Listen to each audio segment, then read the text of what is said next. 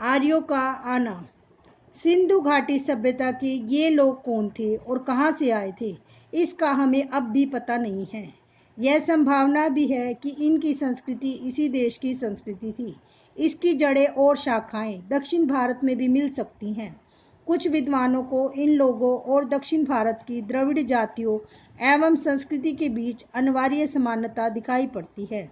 यदि प्राचीन समय में कुछ लोग भारत में आए भी थे तो यह घटना मोहनजोदड़ो के समय से कई हजार वर्ष पहले घटी होगी। व्यवहारिक दृष्टि से हम उन्हें भारत के ही निवासी मान सकते हैं।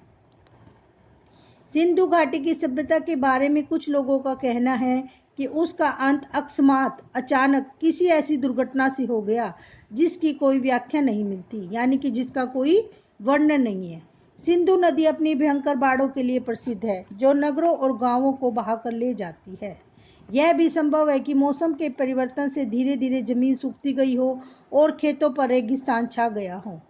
मोहनजोदड़ो के खंडर अपने आप में इस बात का प्रमाण है कि बालू की तह पर तह जमती गई, जिससे शहर की जमीन की सतह ऊंची उठती गई और नगरवासियों को मजबूर होकर पुरानी नींवों पर ऊंचाई पर मकान बनाने पड़े। खुदाई में निकले कुछ मकान 2 या 3 मंजिले जान पड़ते हैं। वे इस बात का सबूत है कि सतह के ऊंचे उठने के कारण समय समय पर उनकी दीवारें भी ऊंची उठाई गई है। हम जानते हैं कि सिंध का सूबा पुराने समय में बहुत समृद्ध और उपजाऊ था, पर मध्य युग के बाद वह ज्यादातर रेगिस्तान रह गया। इसलिए यह मुमकिन है कि मौसमी परिवर्तनों ने उन इलाकों के निवासियों और उनके रहन सहन की पद्धति को प्रभावित किया हो, लेकिन मौसम के परिवर्तनों का प्रभाव दूर दूर तक फैली इस नागर सभ्यता के अपेक्षाकृत छोटे से हिस्से पर पड़ा होगा। हमारे पास इस बात का विश्वास करने के कारण तो अनेक है। यह सभ्यता गंगा घाटी तक या संभवतः उससे दूर तक फैली थी, पर इस बात का फैसला करने के लिए हमारे पास पर्याप्त आंकड़े नहीं है। आंकड़े यानी डाटा। वह बालू जिसने इनमें से कुछ प्राचीन शहरों पर छाकर उन्हें ढक लिया था, उसी ने उन्हें सुरक्षित भी रखा, जबकि दूसरे शहर और प्राचीन सभ्यता के प्रमाण धीरे धीरे नष्ट होते रहे और समय के साथ खंड खंड हो गए।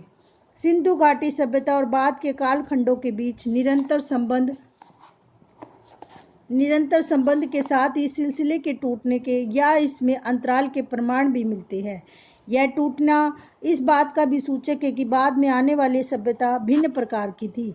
बाद में आने वाली सभ्यता में शुरू में संभवतः कृषि की बहुतायात थी, गो की नगर और थोड़ा बहुत शहरी जीवन भी मौजूद था। खेती हर पक्ष पर जोर शायद उन नवागंतुकों ने दिया होगा जो आर्य थे और उत्तर पश्चिमी दिशा से भारत में एक के बाद एक कई बार आए।